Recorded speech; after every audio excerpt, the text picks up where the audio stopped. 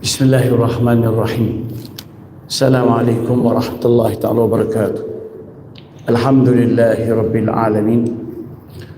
Wal aqibatu lil muttaqin. Wassalatu wassalamu ala rasulina al-karim wa ala alihi wa sahbihi ajma'in. Subhanaka la ilma lana illa ma 'allamtana innaka antal alimul hakim. La hawla wa la quwwata illa billahil aliyyil azim. اللهم افتح علينا حكمتك وانشر علينا من خزائن رحمتك يا رب العالمين. اللهم فقهنا في الدين وعلمنا التأويل. اللهم ربنا زدنا علما نافعا وارزقنا فهما واضحا. اللهم ات نفوسنا تقواها وزكها انت خير من زكاها انت وليها مولاها. اللهم يسر ولا تعسر. اللهم تمم لنا بالخير. Wassallallahu ala sayyidina Muhammad wa ala alihi wa sahbihi wa sallam walhamdulillahi rabbil alamin. Qabbalallahu minkum. Baik, hari ini kita nak masuk tajuk tazkiyah jiwa yang semoga boleh habislah, iaitu kita nak ambil daripada surah Wasyamsi Waduhaha. Jadi kita tak ambil semua, kita pilih je. Jadi yang pertama sekali, terima kasih kepada Tuan Imam dan juga semua ahli jawatan kuasa masjid dan tuan-tuan semua. Tajuk kita malam ni tazkiyah jiwa, tazkiyah nafsi. Dan kita fokus kepada jiwa yang kotor. Jiwa yang kotor ini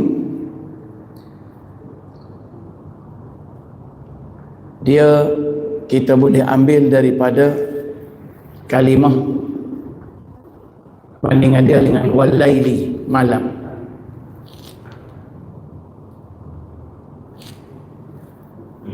Di mana malam itu bila dia datang, yaghshaha, dia akan tutup matahari. Sedangkan matahari itu dia simbolik kepada iman ataupun cahaya yang ada di dalam hati kita. Apabila datang malam, malam akan menutup cahaya. Tetapi dia tidak sampai memusnahkan cahaya. Cuma cahaya itu terhalang untuk sampai kepada kita. Jadi kalau kita nisbah kepada diri kita, malam itu apa? Dia adalah nafsu, syahwat dan dosa. Kalau kita nak urai semua, banyaklah, daripada wasyamsi waduhaha wal qamari idza talaha wan nahar idza jallaha. Yang tu tuan-tuan boleh tengok dalam video di bawah tajuk takwim solat. Yang tu kita hurai. Tapi untuk masjid kita ni kita nak cepat. Jadi malam itu dia umpama nafsu, iaitu satu kecenderungan kepada syahwat yang Allah Ta'ala memang letak dalam diri kita supaya kita suka. Dan yang ketiga, dosa, nafsu, syahwat dan dosa. Cuma kita dalam bahasa Melayu bila sebut nafsu, syahwat, kita sebut sekaligus. Jadi syahwat tu ialah perkara-perkara yang menjadi kesukaan manusia. Nafsu pula ialah kecenderungan kepada perkara-perkara tersebut. Dosa pula ialah apa yang terhasil apabila kita melakukan apa yang dilarang dalam konteks syahwat tadi. Sebab tidak syahwat itu dilarang semutlaknya, tetapi syahwat itu kalau dia sampai merosakkan kita, maka dia dilarang. Jadi maka benda ni dia tidaklah sampai memadam fitrah yang ada dalam diri kita. Fitrah kita bincang dah dulu, iaitu satu kesediaan atau kecenderungan semula jadi yang Allah letak dalam diri kita untuk suka kepada benda lain dan suka untuk taat kepada Allah. Tetapi bila nafsu dan syahwat ni mari, dosa pula ada, dia akan selubungi fitrah. Jadi fitrah jadi lemas. Jadi menyebabkan apa akan berlaku? Kebenaran itu terasa jauh dari hati. Jadi hati kita akan terasa jauh dengan kebenaran. Waktu itu hati kita sakit. Jadi hati yang sakit ini di akhirat nanti Tuhan cerita, fa idza ja'atit tammatul kubra, bila datang nanti satu letupan terbesar yang orang putih panggil doomsday, at-tammatul kubra, iaitu satu letupan kiamat yang sangat luar biasa. Maka bila bangkit, bila manusia mati semua, lepas tu bangkit, yauma idzin, pada hari itu, yatazakkarul insan, manusia akan ingat balik masa'a, segala apa yang manusia buat selama ini. Jadi kuliah malam ni memang kita fokus hari Jumaat kepada makanan rohani lah, sebab yang isu-isu semasa tu pagi tadi. Jadi apa yang kita buat sa'a ni tuan-tuan, maksud dia satu perbuatan yang kita ulang-ulang buat dan menjadi kebiasaan dalam hidup kita, sebagaimana kita panggil sa'i dekat Mekah, buat ulang macam tu. Maka ketika itu,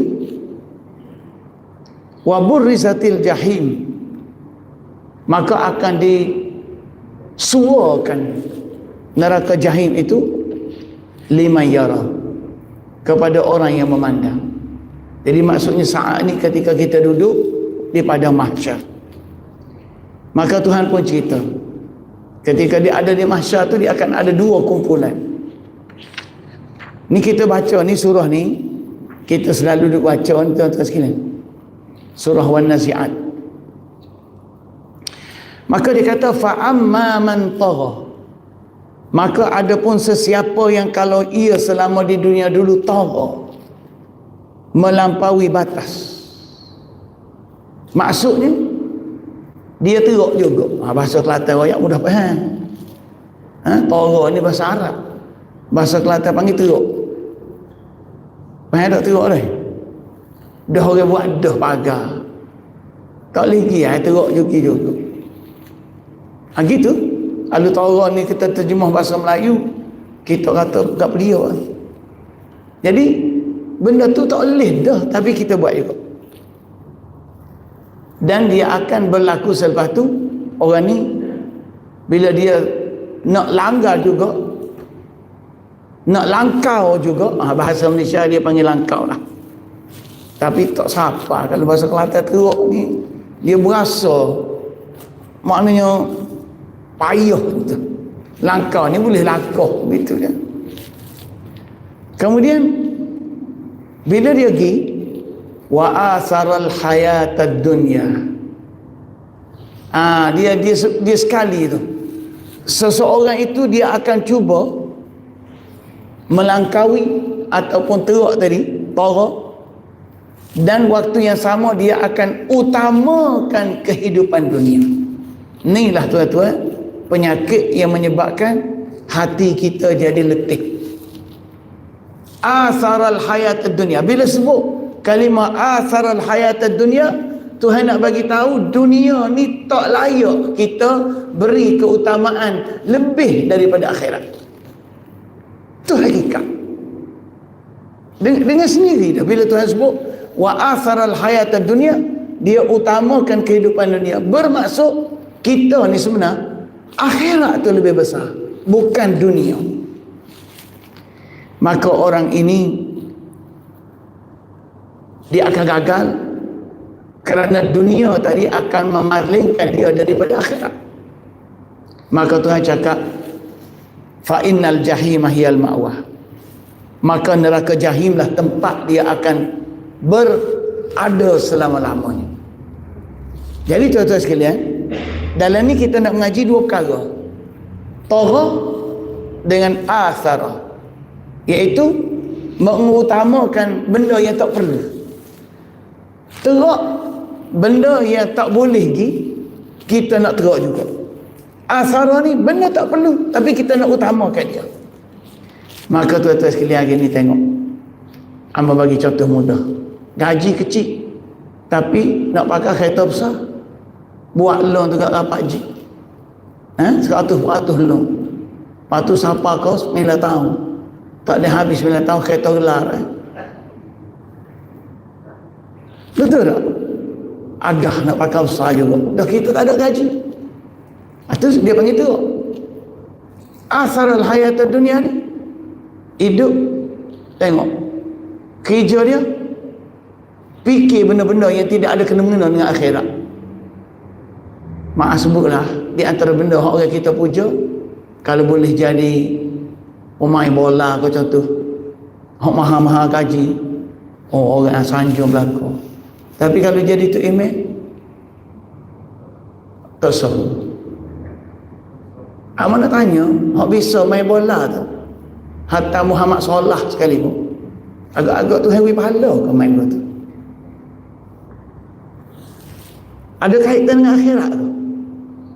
Hak dia jurus tu cerita lain, permainan tu maksud apa untuk Allah Ta'ala dalam permainan tu.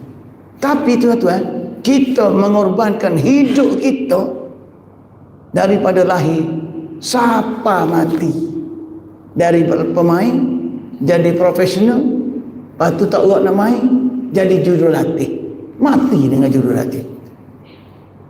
Tuan-tuan, tu masa besar je bola banyak lagi atas muka bumi. Dan sekarang baru sebut bola. Cuba fikir, di mana untung untuk Allah benda tu? Kita kena tipu tuan-tuan. Lepas tu kita duk berasa okey je, jurus je. Tuan-tuan, dia bukan masalah jurus tak jurus, masalah al-isar. Apa kelebihan untuk Allah dan akhirat? Maka tuan-tuan sekalian, ayat ini katanya dia turun kepada An-Nadr bin Al-Harith, seorang orang kaya Mekah di zaman Nabi dulu. Bila Nabi nak bawa Islam, dia ni sponsor duit dia untuk menentang Nabi. Kat dia orang kaya, bukan cek pandai, mestilah dia cakap pandai, orang akan ikut dia. Tuan-tuan sekalian, sebab tu tuan-tuan sekalian, benda-benda macam ni dia habiskan harta dia untuk sekat pengaruh Nabi sallallahu alaihi wasallam. Jadi pagi Sa'di nak mari tadi tu baca berita, PMH pergi jumpa Menteri Besar pergi jumpa PMX, minta supaya batalkan dulu ladang babi dia pergi Tagal. Itu betul. Sebab apa untung siapa kau 500 hektar kepada Islam? Tuh. Betul. Kita sokong. Tahniah PMX. Batalkanlah. Sebab apa? Tak ada keperluan. Betul tak? Tak ada keperluan. Bila kita cakap benda-benda gitu, dia kata kita hina dia. Kita tak hina. Sebab memang babi tu hina. Babi tu memang hina. Kita tak payah nak hina babi. Jadi kalau binatang yang sekotor itu kita makan, lepas tu kita nak suara pandang mulia, itu tadi kita kata apa? Habis tu yang awak nak pergi buat kampung orang Islam, kawasan orang Islam tu, awak tak rasa awak menghina orang Islam? Jadi kita kena fikir, apa untung untuk Allah benda-benda macam tu? Muncullah kita doakan supaya benda tu tak jadi. Benda tu tak jadi. Tuan-tuan sekalian, maka diriwayatkan daripada Yahya Ibn Abi Kathir, dia kata apa? Ni tuan-tuan dengar ni. Orang dulu. Kita aja ni ada nama nasi hujan panah. Apa kat nama hujan panah? Kan hujan ke sejuk. Lepas tu bila hujan panah, nasi tu kena banyak kalah. Begitu. Nasi hujan panah banyak warna tak? Apa ni?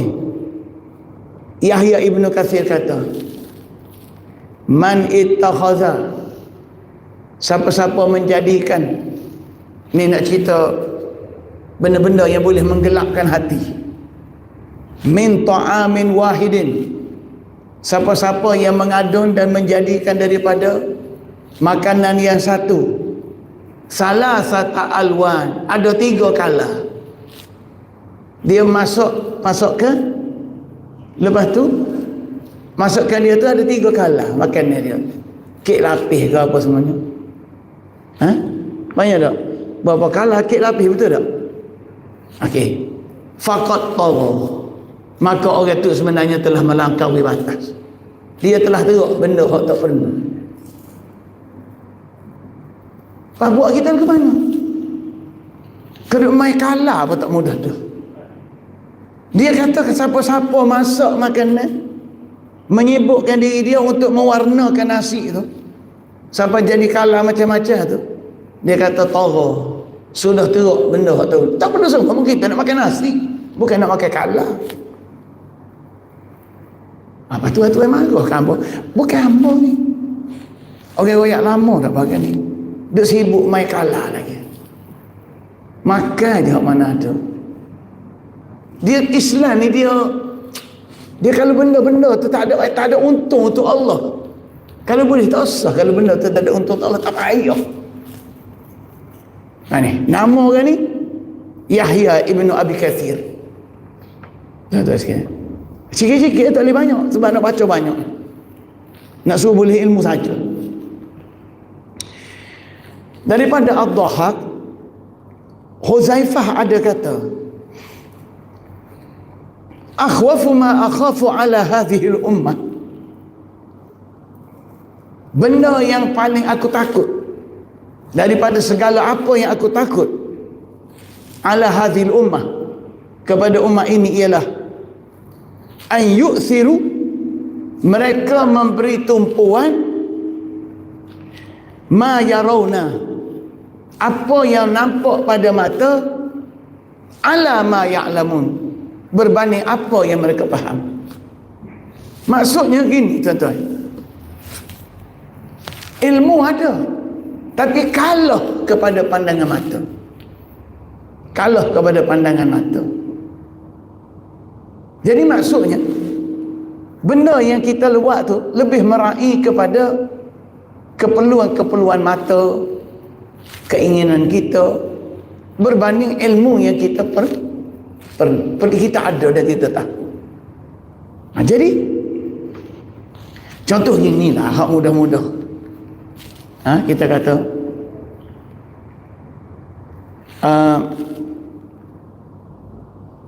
ni nak sebut pun takut dia marah dekat nak raya ni kan.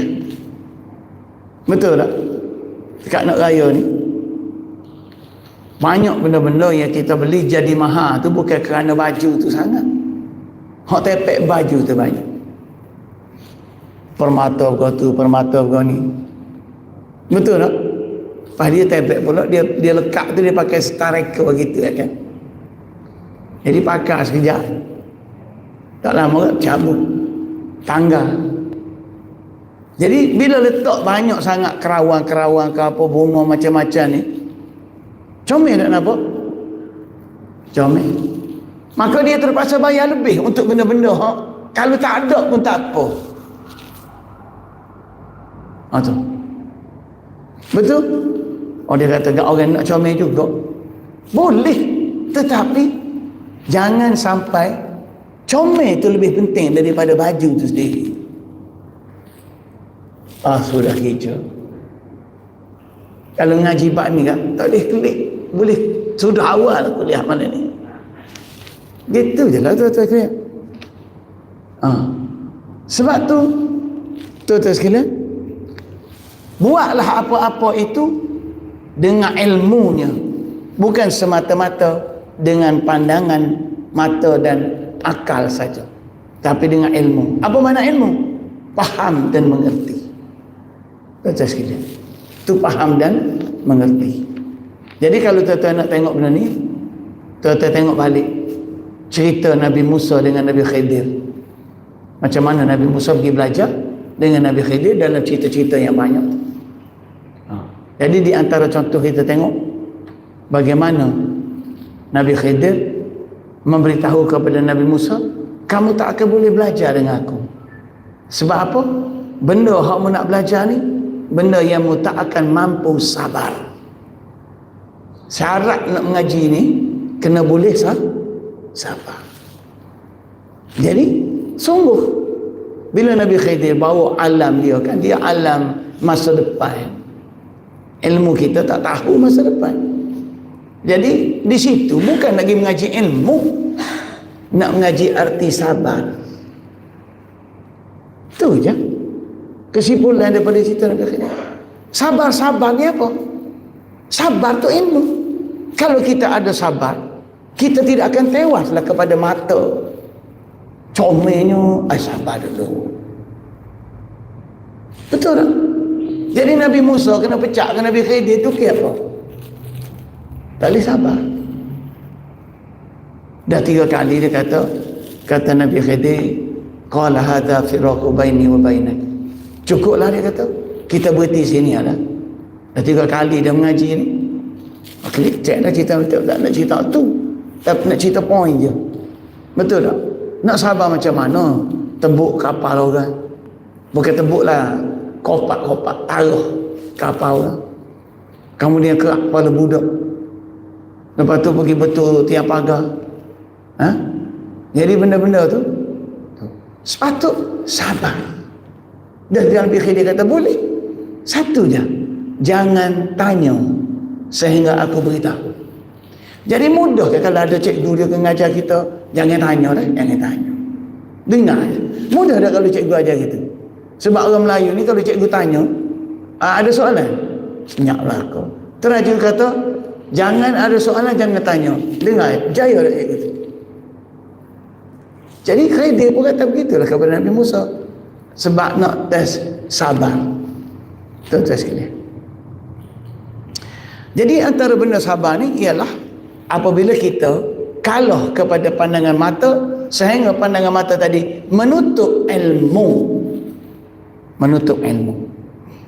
Baik tuan-tuan sekalian. Dan di antara makna sabar juga ialah sabar untuk tidak diikat oleh harta jiwa kita. Membebaskan jiwa daripada sayang kepada harta. Sayang tu ada. Bukan tak sayang, tapi sayang itu tidak sampai mengikat jiwa kita. Boleh je kita berkongsi. Begitu. Lepas tu dia kata, diriwayatkan dalam tulisan-tulisan ulama. Ni dia panggil bukan hadis. Asar. Asar ni maksudnya adalah riwayat-riwayat orang zaman-zaman dulu. Jenis zaman Israiliyat dulu. Walaupun Israiliyat kita boleh dengarlah sebagai ilmu. Dia kata apa? Allah Ta'ala ada kata, la yu'thiru abdun li dunyahu. Tidaklah seseorang hambaku itu bila dia utamakan dunia dia ala akhiratihi, lebih daripada akhirat dia. Nanti cek. Ni kitab lama, bukan Quran zaman kita, bukan hadis zaman kita, tapi cerita sama-sama Nabi ahli kitab dulu. Okay, dia kata la yu'thiru abdul li, tidaklah seseorang hamba-Ku itu bila dia mengutamakan dunia ala akhiratihi, berbanding akhirat dia, illa Allah Ta'ala kata melainkan basastu alaihi humumahu, aku akan hembuskan ke atas dia rasa teruja dan teringin dia. Jadi makin kita pentingkan dunia, rasa teruja, rasa berkehendak, rasa nak sampai jadi stres tu, aku akan tambah ke atas dia. Betul tak? Hari ni kalau kita tengok ramai orang kena penyakit stres. Sebab apa stres? Sebab orang bertanding sudut-sudut material. Dan Tuhan kata wa dhayya'tuhu, dan aku akan persiakan orang ini. Summa la ubali, kemudian aku tidak akan peduli fi ayha halak, bagaimana dia musnah. Jadi kata-kata ni tu terasa agak berlebihan sikit, sebab bukan perangai Allah begitu sampai tak peduli tu. Allah tidak biarkan hamba dia begitu, tetapi setengahnya benar dan setengahnya kita kena tapih. Tuan-tuan sekalian, boleh? Itu kalau dia fa amma man tagha, sesiapa yang melakukan benda yang tak perlu, wa atharal hayatad dunya. Tetapi kita pergi seterusnya, wa amma man khafa maqama rabbi, tetapi sesiapa yang kalau dia rasa hebat, dia rasa gerun kepada maqam, kedudukan Tuhannya, Tuhan dia itu. Kemudian dua perkara tadi, tagha dengan asara, lawan kepada dua tu ialah khauf, khafa wa naha. Wa amma man khafa, adapun sesiapa yang gerun kepada maqam rabbih, maksudnya dia kenal Tuhan dan dia tahu dia duduk di mana, dan Tuhan dia Allah itu berada di tahap mana dari sudut kebesaran dan ketinggian. Dia ada hubungan antara dia dengan Tuhan dari sudut kedudukan dia. Jadi soalan gini kita nak tanya dulu, kita rasa tak hubungan maqam antara kita dengan Allah tu wujud atau tidak wujud? Itu apa tak boleh jawab, kita tanya soalan saja. Maka sebaiknya kita rasa. Dan lepas tu bila dia sedar benda tu, wa nahan nafsa, dan dia tahan keinginan dia, anil hawa, dia tahan jiwa, tahan jiwa. Nafs tu jiwa, atau kita kata kemahuan dia, anil hawa, daripada selera-selera yang ada, selera-selera yang ada. Jadi benda-benda yang ada itu ditahan. Maka Tuhan kata fa innal jannata hiyal ma'wa, maka orang ini syurga jannah itulah tempat kesudahan dia. Tadi fa innal jahimah hiyal ma'wa, tadi kita kata neraka jahim, yang ini fa innal jannata hiyal ma'wa. Baik, macam mana orang yang dikatakan rasa gerun kepada maqam Tuhan dia ni? Begini, dia kata orang ini ialah orang yang hazirun, orang yang sentiasa waspada dan cukup ambil peduli dan peka maqamahu, kedudukan dia, baina yaday rabbih, di depan Tuhan dia. Jadi maknanya kewujudan dia sehari-hari itu, dia sedar dia berada di depan Allah. Dengan maksudnya dia melihat, dia boleh rasa Allah itu memandang kepada dia, dan dia pun tahu dia berada di depan Allah. Maka tuan-tuan sekalian, bila dia tahu lagu tu, dia duduk dengan berhati-hati, sama ada pada i'tiqadnya, pada apanya sekali. Dan tuan-tuan sekalian, benda gini kena tegas, tapi yalah, kita pun tak jamin kata kita boleh betul 100%, betul tak? Tetapi kita cuba bertegas dan kita kawal diri. Baik, hak di dunia. Ni di dunia. Jadi maknanya kita bawa pun, kita kata kita bawa kenderaan bersama Allah. Naik kenderaan pun ada Allah, macam tu tuan-tuan. Kalau manusia ni duduk gitu belaka, tak pening polis. Tak ada rasuah ni. Tapi hari ni rasuah ni dah jadi budaya. Amba tanya kontraktor, kenapa lah lebuh raya Kuala Kerai, Kota Baru tak siap-siap lepas daripada Ketereh? Alasan dia kata sebab hak buat hak tu kontraktor Melayu.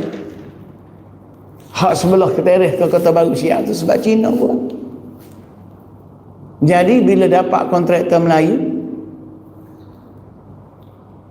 dia akan ambil. Jemaah nak sebut, semua pihak nak ambil duit atas tu. Hamba boleh sebut gitu lah. Kalau sebut lebih kena samai pula hamba. Semua pihak nak ambil. Sehingga dia kata kalau kata di peringkat negara ke, katalah projek tu kita perlu 900 juta. 900 juta ke? Negara pegawai-pegawai ni akan buat cadangan, pinjamlah 1 bilion. Besar, cukup dah.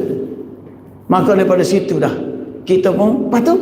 Dia kata kita gadak, cagar je lah apa-apa aset negara yang ada untuk dapat pinjaman. Allah hamba kata kalau macam ni, tuan-tuan sekalian, patutlah negara kita, negara yang kaya tu tapi tak susah-susah, jalan tu sepatut lama dah kita boleh guna. Hak dia guna dah sekerak tu pun nak utuh dah serah. Dekat jambatan tu melompat kereta. Tuan-tuan sekalian, ini masalah. Sebab apa? Orang hidup tak ada Allah. Dia tidak berada dalam keadaan betul-betul takut di antara depan dia. Jadi tuan-tuan sekalian, kelebihan orang yang duduk macam ni, bila dia ada al-khawf dan dia ada al-nahyu, hari ni tuan-tuan masalah dia, bak ni kurang. Ramai orang suruh buat benda baik, tapi nak sebut benda mungkar dan nak cegah benda mungkar, tak ramai orang nak sebut. Jadi bila hamba dia sebut-sebut ni, adalah dia tulis, terima kasihlah Ustaz berani, Ustaz tegas. Kita ni mari mikir, aku ni tak ada kelah kata. Maksudnya dalam negara ni aku bukan Ustaz influencer, bukan Ustaz selebriti, sekali lagi ceramah 45,000 bayar untuk aku ni. Jadi tuan-tuan sekalian, boleh katakan hari ni orang dijadikan tak berani nak sebut cegah mungkar wa nahan nafsa 'anil hawa. Sebenarnya kita cegah kalau tidak dengan cara yang menghina orang tak marah. Kita nak selamatkan manusia, tak apa. Maka sebab tu dia kata Arabiah, makam kita selain pada dunia yaumul hisab, ingat juga makam kita pada hari hisab kita di depan Allah Subhanahu wa taala. Dan kata Qatadah kata, inna lillahi azza wa jalla, bagi Allah azza wa jalla itu ada maqaman, dia ada kedudukan, qad khafahul mu'minun, yang orang mukmin takut.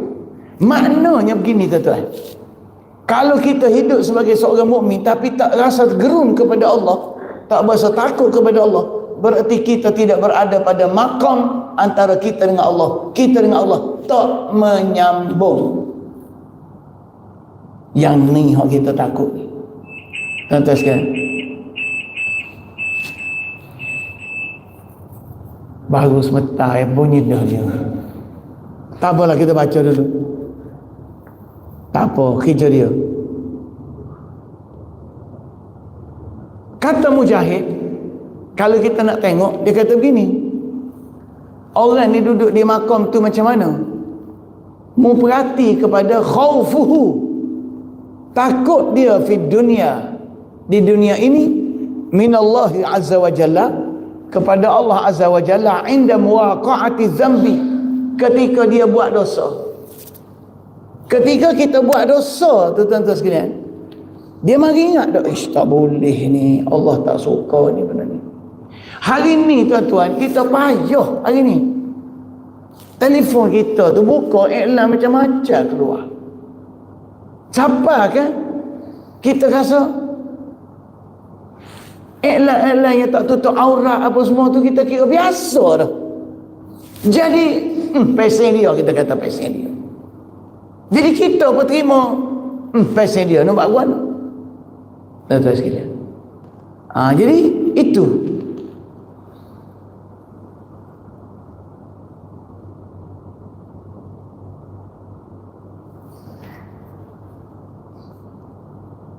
Jadi sebab tu wa nahan nafsa 'anil hawa, orang ini dia akan cegah diri dia daripada selera dia. Selera dia. Tuan-tuan sekalian. Dan payah juga nak sebut, kalau sebut orang marah. Sebut orang marah. Tapi trend manusia lah ni, dia panggil tak apa mahal asap sahur. Amat sebut gitu sudah. Sebut lebih kan orang kata amat setuh orang pula. Dia kita pun, sedangkan benda tu boleh dibuat dalam keadaan tak perlu mahal.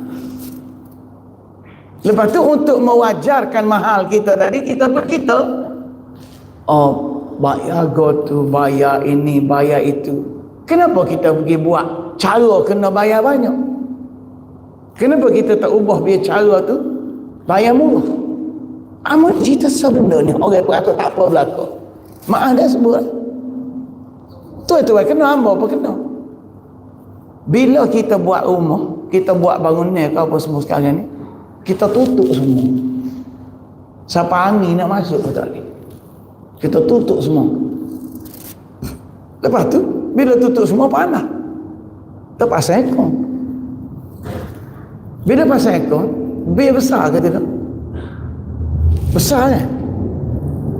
Sebenarnya ada arkitek ataupun jurutera, rumah dia besar. Dia kata rumah saya tak ada aircon sah. Kita dah kaji tempat kita nak buat ni, angin bertiup dari arah mana, kiblat duduk arah mana, kita akan halakan pintu mana, lubang angin, dan dia pergi cari rumah dia tepi sungai, tapi dia buat tinggi daripada sungai. Bawah rumah dia boleh guna lagi ruang untuk apa-apa aktiviti sebagai dewan terbuka. Saya kata, lepas tu sebulan berapa bil? Berapa ratus je dia kata. Rumah besar lebih daripada masjidnya lagi. Dia boleh buat. Itu keadaan. Tapi sebab ada kita tadi ubah benda yang Tuhan bagi free, kita nak bayar. Antara benda pelik, tuan-tuan tak perasan, tapi Tuhan akan tanya kalau kira. Kedai makan tengah hari pun pasal lampu.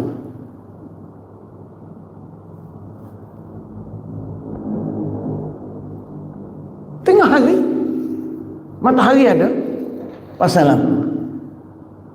Sebab apa? Nak rakyat buka. Buat je iklan tulis buka. Tak, dia pasal lampu. Tuan-tuan, kalau malam tu tak apalah, tengah hari pasal lampu. Jadi manusia ni dia sudah sampai ke tahap dia tak rasa benda-benda gitu tu sebenarnya boleh tak buat. Tu Amin sebut kecil tu. Kalau sebut contoh besar-besar lagi, tuan-tuan, kita ambil orang tak marah lah. Boleh? Okey. Maka dia kata, apa makna wa nahan nafsi anil hawa ni? Kata Sahlu, tarkul hawa miftahul jannah. Kita tinggal hawa ini, dia merupakan kunci syurga. Ni Sahlu cerita, dia kata anak kunci syurga itu ialah jangan ikut selera, tinggalkan selera itu, jangan ikut dia, sekadar untuk perlu tak apa. Lepas tu tuan-tuan, nanti tengoklah puasa ni, bulan puasa berapa duit ambil kau banyak daripada bulan tak puasa.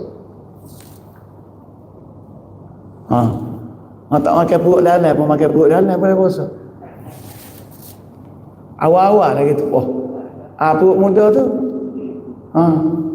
tak ada. Bila dia macam-macam lusa kawan nak perut muda, pergi kat mana otak dia taruh kawan. Selama ni tak makan-makan otak pun, tak apa jadi gitu. Kau puasa, kau berselera, al-hawa. Jadi miftahul jannah ialah tarkul hawa. Sebab Tuhan sebut, dia kata wa nahan nafsa 'anil hawa. Kata Abdullah bin Mas'ud, dengar ni. Abdullah bin Mas'ud ni sahabat. Selalu pun gitu kok. Dia kata dia kata kepada kawan-kawan dia, antum, kamu semua lah ni, kawan-kawan sama dia lah, fi zamanin, pada satu masa, yaqudul haqqu al hawa, kebenaran, kamu berada di zaman kebenaran yang memandu nafsu, memandu selera. Kamulah ni, dia kata kepada sahabat sama dia, kamu berada di zaman kebenaran yang memandu selera. Tetapi dia kata wasayati zamanun, akan datang satu masa nanti, yaqudul hawa al haqqa, di mana selera yang akan memandu kebenaran. Zaman siapa? Zaman kita. Atau hamba kata, biar maha pun tak apa, asal puas hati.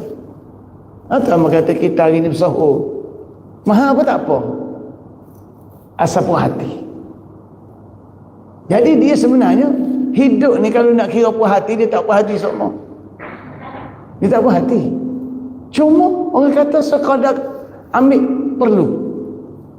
Lepas tu dia kata Abdullah bin Mas'ud, kalau sampai zaman tu, fa na'udzubillahi min zalika zaman, fa na'udzubillah, maka kita kena berlindung dengan Allah min zalika zaman, daripada sempat dengan masa itu.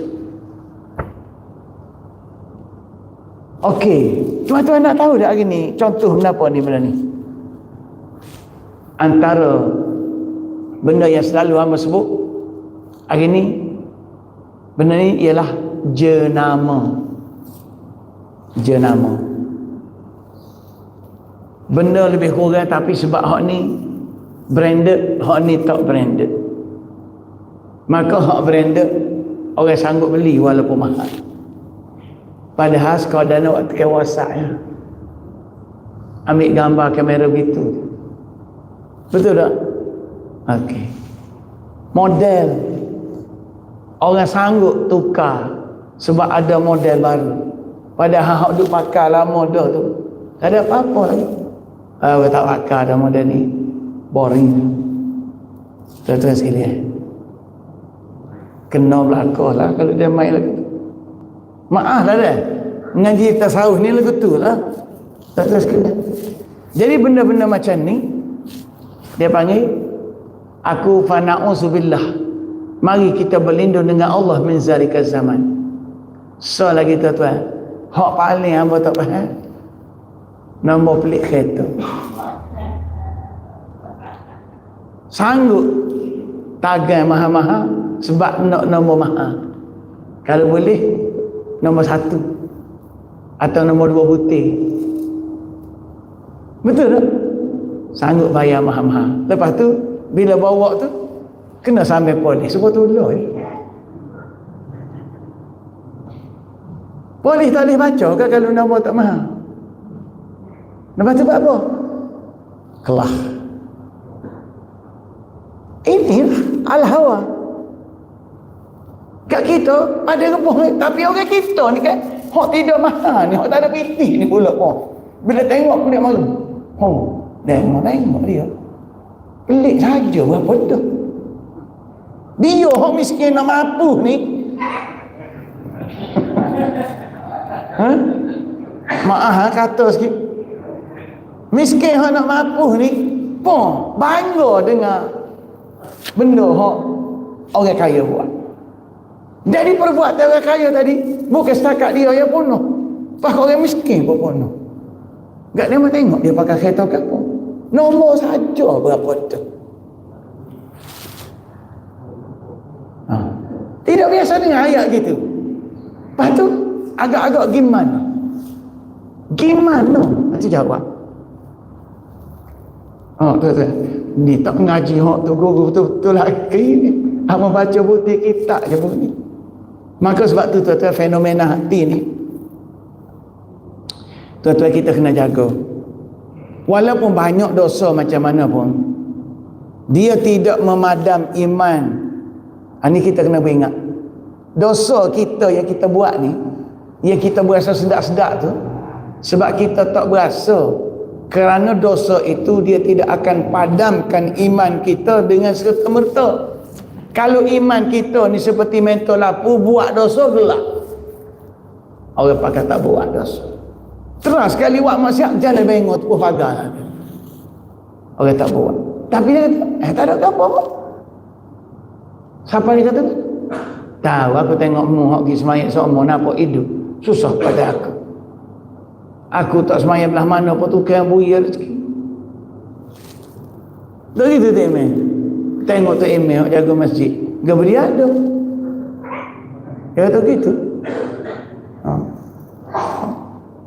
Nggak ustaz ceramah tu. Berapa sen je boleh sekali mari ceramah. Dah terus sekali. Amai ingat semalam nak buat satu tajuk baru, sebab tajuk baru tu tajuk penting. Board of Peace, tuan-tuan dengar lah. Majlis Keamanan, Keselamatan. Tajuk tu hamba tak pernah baca. Hamba kena baca daripada lepas isyak pukul 9.30. Kaji punya kaji. Sampai pukul 4 pagi baru siap nak buat tajuk untuk kuliah subuh di masjid. Baru pukul 4 buat siap. Apa tak boleh tidur dah. Sebab kena pergi dah kata panjang pukul 5 tu. Hari benda kita, kalau betul lah kalau orang kata semua apa kah berapa hari ada yang boleh sekali ngaji. Betul. Tapi tidak gitu, sebab benda yang hamba perhati tu benda tanda-tanda yang akan sedang berlaku, sebab Nabi sebut gitu. Jadi tuan-tuan, satu-satu ilmu Allah yang kita nak sampaikan ni, kita kena kaji sehabis mungkin yang kita boleh buat, sampaikan seikhlas mungkin yang kita boleh buat, baru kita lepas dengan Tuhan. Gitu. Hak kita pergi ngajar pun ada dia ni. Dia kata, kalau kita nak kata tak padang aku kata tidur malam, dia mari sini tidur. Tak boleh kata. Sebab dia tak tahu kita tak tidur. Kita buat kerja kita, dia nak tidur tu kerja dia dengan Allah Ta'ala. Kita tak tahu, boleh jadi semalam dia semayang tahajud tak tidur tak. Tapi nak ceritanya kita lah, hidup. Tapi ingat, dosa kita ni dia tak berasa selalu, tapi dia akan tutup cahaya iman sedikit. Nak kenal dia sampai kita tengok kebenaran tu, kita berasa jauh kita dengan kebenaran. Bila kita tengok orang baik, kita jadi gerung kepada orang baik. Bukan kata Allah moleknya dia nak pergi salah orang baik ni, aku tak kenal pun, tapi biar aku tengok orang ni baik, aku nak pergi bersalah, aku nak tegur. Tak, dia jadi gini. Bila kita dosa banyak, kita tengok Tok Guru pun takut nak masuk dekat. Mari kita kerja Tok Guru, tak berani kawannya baca, kawan tak bagi agaknya. Dia kerja macam itu. Kita berasa gerung nak jumpa orang baik-baik. Dengan kebenaran itu jadi asing, tuan-tuan. Maka terus sekalian, ini kalau berlaku macam ni, ini dia panggil fasa gelap berlapis. Tapi belum lagi gelap mutlak, tapi banyak dah gelap dalam diri kita. Jadi tuan-tuan sekalian,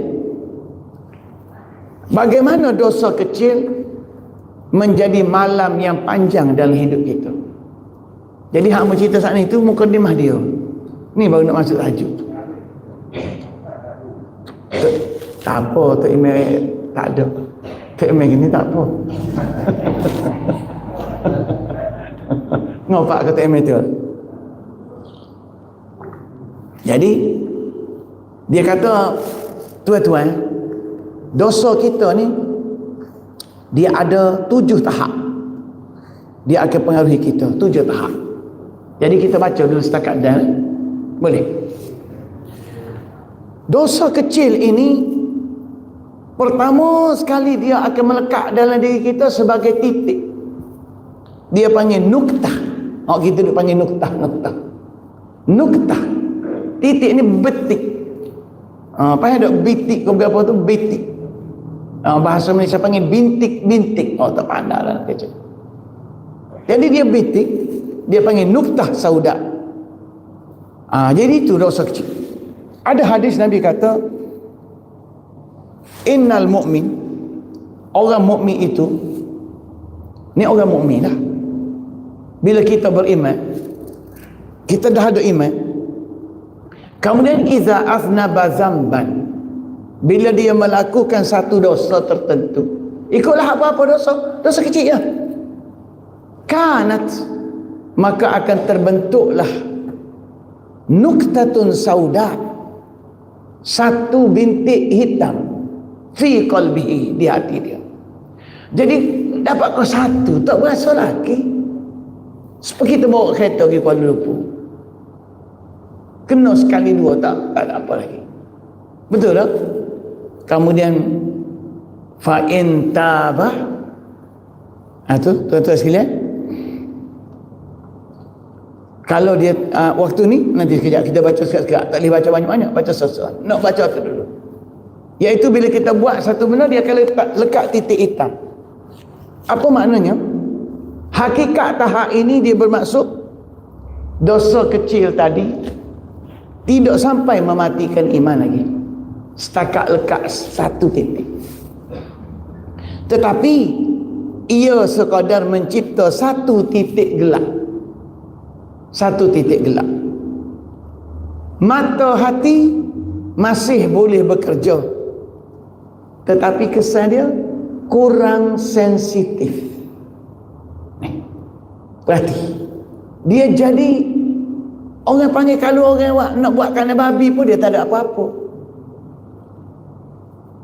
Bahkan dia pun tak bela. Dia tak sensitif. Dia benda tu kita sebut contoh tu, contoh orang kata patut marah. Betul tak? Patut marah. Bukan soal hati dah. Patut marah. Kita kena bersuara. Kalau orang menghina keluarga dia pun ikut demo lah, dia mana kata berapa, dia tak ada rasa, tak ada marah, sensitif tu kurang. Jadi orang macam ni dia kata ibarat dia seperti langit malam yang masih ada bintang, nampak lagi kelip-kelip bintang tapi gelap lah. Tuan-tuan sekalian, lepas tu fa'in taba, jika dia bertaubat, wa naza'a, dan dia berhenti, wastaghfara, dan dia minta ampun. 3 perkara. Taubat ni menyesal, dia sesal, berlaku tu dia sesal sungguh. Kemudian dia istighfar, astaghfirullah. Kemudian dia berhenti dia istighfar. Suqila minha, maka bintik hitam tadi akan dikupil daripada hati dia. Allah Ta'ala tu kupil. Maka sebab tu, walaupun satu benda, kita kena tegas dalam benda-benda gini. Lepas tu tahap 2, jika dosa diulang, titik gelap bertambah. Tuan-tuan sekalian, bila dosa diulang, titik gelap bertambah. Maka tuan-tuan sekalian, bila dia ulang, apa pula akan berlaku? Dosa kecil yang diulang tadi, kalau nak tahu dia akan jadi tabiat. Kalau perkat tadi mula-mula tu tak sensitif, dia akan jadi tabiat. Maka bila benda tu jadi tabiat, tu bermaksud dosa tu sudah berulang. Gitu. Jadi tuan-tuan sekalian, kalau tuan-tuan tanya, patut dah kecil, nak kira dosa tak dosa ni lagu mana? Ginilah, apabila dia boleh menghasilkan menghasilkan pelanggaran ataupun langgar perintah Allah, ada dosa. Jadi nak sebut mana ustaz ambo tadi baru ambo jumpa tok guru ambo. Jadi ambo duduk makan nasi kedah. Ambo duduk dalam kedah. Ambo start makan nasi tu ada separuh lagi makan. Nak kena habis lah. Separuh jalan lagi. Ambo mesti tengok dia duduk cacat luar nak beli kat orang nak beli beratur. Ambo tu ni tok guru aku ni. Lepas tu ambo pun makan cepat dia basuh tangan. Ambo pergi dekat dia. Ambo kata, Ustaz, nak beli ke apa? Dia tunjuk nak beli sup. Kata, buku je. Duduk lagi. Bapa duduk lagi. Dia kata, nampak orang sibuk belakang pekerja. Lepas tu, dia pun tak tanya. Kita ayat dia, Ustaz nak tunggu dia tanya, baca goh. Muka kedai tu ramai orang. Dia kata tahu muka nampak sibuk. Dia pun tak ada tanya. Kita pun senyap tunggu tu, biar dia nampak sibuk. Ni orang warak. Ambo mu kata apa warak mana kan? Ustaz nak ke apa? Nak ni. Ambo panggil, adik, buku kau Ustaz ni. Dia tadi lagi duduk tunggu ni. Kita kan bagai turbo. Kita tak main tunggu-tunggu. Kita nak dengar semua. Adik buku kesan ni dia nak ke ni. Buku. Sudah buku tu boleh klik dia.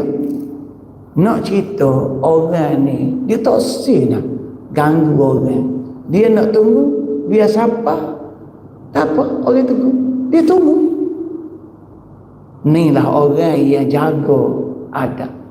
Tak kita jumpa dia lah. Cium tangan salam kata guru kita. Sudah ke apa? Kata Ustaz anak kita bayar jangan malu. Tolong duit kita. Malu. Mula dia tu. Atau panggil mula. Janji anak memang ke sini tak apa anda nak bayar. Hari ni tak lihat. Nak cerita orang yang tak seganggu orang lain. Padahal ganggu apa? Muka kita nak pergi beli. Dia punya orang warak ni lah tutup lah. Kata hari molek kot dia ada anak murid kata warak dah. Cepat beli soda. Lepas tu dia kata wa in ada jika dia ulang buat zadat bertambahlah titik tu hatta ta'lu qalbahu sehingga titik tu meratai, mengatasi, menutupi hati dia. Oh tuan-tuan, bagian ni kita je tak berasa ni. Tetapi tuan-tuan sekalian, kalau hati kita baik kan, dia akan sampai ke tahap kita tak sih benda-benda yang tak ada faedah. Kita rasa okey ya. Hijau kita banyak lagi. Kita rasa rugi yang masuk. Jadi tuan-tuan sekalian, banyak dalam hidup ni benda-benda yang kita tak perlu buat tapi jadi projek mega. Hak tak ada faedah sekali. Naik roller coaster. Aja ni kalau roller coaster hak musik bolak pun piung-piung. Balik belakang atas ke apa semua. Faham tak?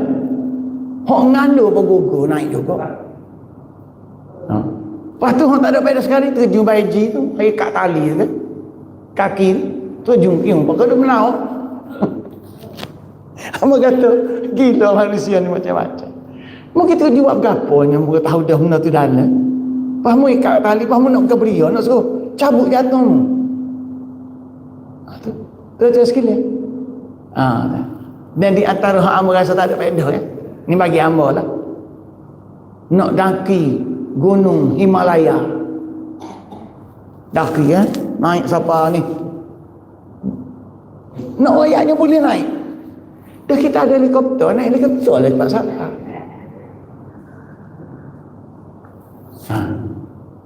Puasa tak? Manusia kan pelik-pelik kan? Dia kata tak adventure. Adventure apa dah ada helikopter dulu naik mau tak ada helikopter. Mau nak kaji peringkat mana naik di sini. Kalau hamba lah, dia kata pakak orang nak naik belakang Gunung Melaya, buat selalu roller coaster tu, nak naik di atas. Naik ke tu, cepat siapa. Rugi masa. Ada ke dulu, Malaysia dulu 2 orang klik, Jaya daki Himalaya, akhir kerah habis tangan-tangan. Mati kerah tangan begitu, punuh habis anggota badan. Tu yang suruh kau bayar lagu tu. Tuan-tuan. Tapi inilah hero Malaysia telah mengharumkan nama negara di persada dunia. Kerana itulah orang Tina pemain bola sepak kata. Bola sepak wanita. Betul tak? Sukan apa nama macam-macam bola tanpa wanita lah apa. Ngelah-ngelah sekali gusti wanita pun ada. Jadi tuan-tuan, gitulah keadaan.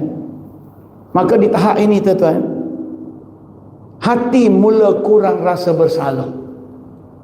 Tanda dia hati mula rasa kurang bersalah dan dosa terasa biasa.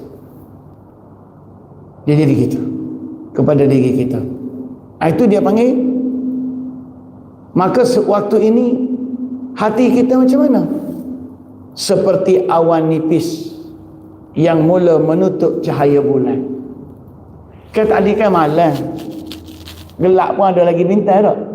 Mari awan tutup bulan, bintang pun tak nampak, bulan pun lindu. Baik tuan-tuan sekalian, pada 29 pada nak habis nanti kita sambung semula dah 3-4-5. Okey ke tak ngaji gini? Takut tuan-tuan tak sih lah slow ngaji gini. Ada yang ngaji ilmu ni tak boleh nak buat racok sepohok biasa. Ilmu.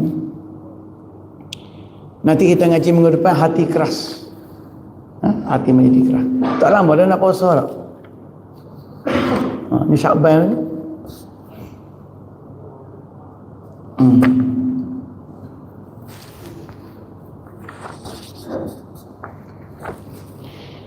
Baik, kita berhenti setakat tu dulu tuan-tuan. Semoga Allah Ta'ala beri ilmu dia dan lekatkan benda tu dalam hati. Jadi kesimpulannya apa kita nak simpul ni malam ni? Kalau di tahap 1 dia jadi kurang sensitif, kepekaan mati. Di tahap 2 dia jadi tabiat. Lepas tu tak rasa bersalah dan dosa adalah biasa. Itu 2 lah. Okey, cukup dulu lah.